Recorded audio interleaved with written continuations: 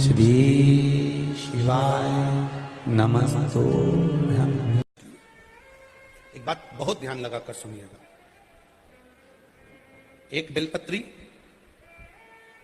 और उस बेलपत्री में एक चंदन की बिंदी और एक अक्षत का दाना मात्र रखकर भी अगर शिवालय पर चढ़ा दी जाती है, एक बेलपत्री, एक चंदन का बिंदी, और चंदन फिर निवेदन करेंगे आज के जमाने में तुम लोग सब घिसा घिसाया पड़ा पड़ाया डब्बी का सामान ले लेकर, वो नहीं, चंदन की मुठ्ठियां रखो, थोड़ा सा भी घिसो, जरा सा भी घिसो, उसकी एक बिंदी और एक चावल का दाना जब हम भगवान देवादिदेव महादेव को समर्पित करते हैं, अपनी कामना कर समर्पित करते हैं, तो निश्चितता है कि आपने व्रत करा ना करा, आपने उद्यापन करा ना करा, आपने अनुष्ठान करा ना करा, शिव महापुराण की कथा कहती है शंकर भगवान उसका फल शीघ्र प्रदान कर देते हैं। भले आपने कुछ करा ना करा, उसका फल तुम्हें मिल जाए।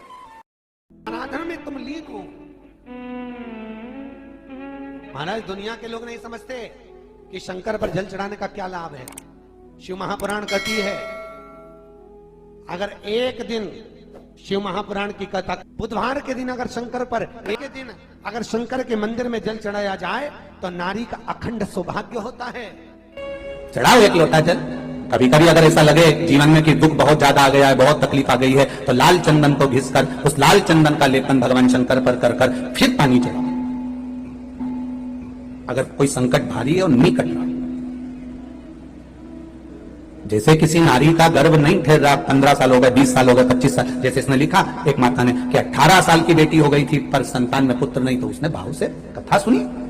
ऐसे आपके भीतर अगर 20 साल हो गए, 25 साल हो गए, 30 साल हो गए, संतान का सुखी नहीं है, लाल चंदन का लेपन बाबा भोलेनाथ पर करना प्रारंभ करो। पीठिका पर लाल चंदन का लेपन करना प्रारंभ करो। लाल चंदन से बाबा का श्रृंगार करना प्रारंभ करो। एक बेलपत्री पर लाल चंदन, दोनों पत्ती नीचे वाली, जो नीचे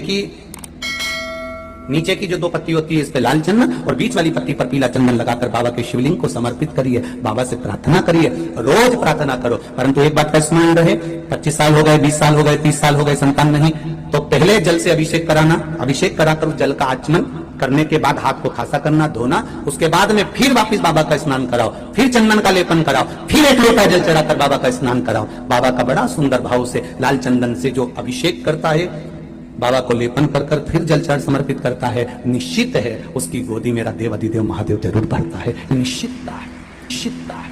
हम तो बेटियों से भी कहते हैं, जिसका विवाह नहीं हो रहा हो, 25 साल, 30 साल, 27 साल, 28 साल, 32 साल, 40 साल हो गए, नहीं हो रहा बेटा बेटी का विवाह, उसे लाल चंदन का प्रयोग अशोक सुंदरी वाली जगह पर 7 बिंदी लाल चंदन की लगाकर 7 बेलपत्र 7 बिंदी पर रखिए और महाराज अपनी कामना कर भगवान से आइए, बाबा देगा, करेगा, 3-4 महीने में विवाह पक्का करेगा। ये लाल चंदन की महत्वता है। शुद्ध रोग बढ़ गया, बेलपत्री के वृक्ष के नीचे दीप लगाना प्रारंभ करो। बाबा से विनती कर घी का दिया लगाइए बेलपत्र वृक्ष के नीचे, बाबा से निवेदन करें, रोग निवारण।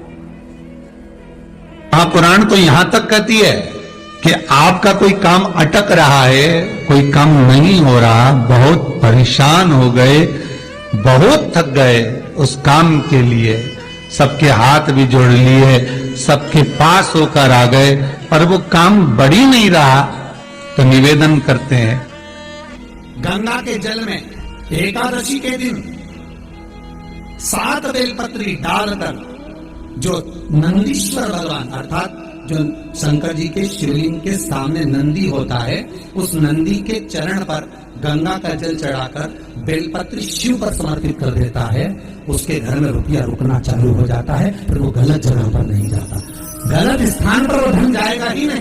कई लोग उसको धन के लिए करते हैं, संपदा के लिए अर्थात जिसका व्यापार नहीं चलता, जिसके घर में पैसा नहीं आता, या नौकरी नहीं लग रही, या सर्विस नहीं लग रही, आप अप्लाई कर रहे हो, जगह जगह जाकर इंटरव्यू दे रहे हो और पैसा नहीं आता, तो उसके लिए प्रयास किया जाता है। पर उसके लिए यहाँ पर जो धन के लिए करते हैं, उसके लिए विष्णुपति के लिए करते हैं। जैसे गंगा के जल में तुलसी के 11 पत्ते डाले जाते हैं और उसको किसी भी नारायण के मंदिर में राम कृष्ण शिव शंकर राम कृष्ण भगवान विष्णु दत्त आदि जितने नारायण के मंदिर हैं, उस मंदिर में किसी भी पात्र में, एक छोटे से पात्र में उसको भरकर रखी जाती है महाराज। उससे भी जॉब सर्विस नौकरी में सफलता प्राप्त हो जाए। परंतु वो भी एकादशी को ही होता है।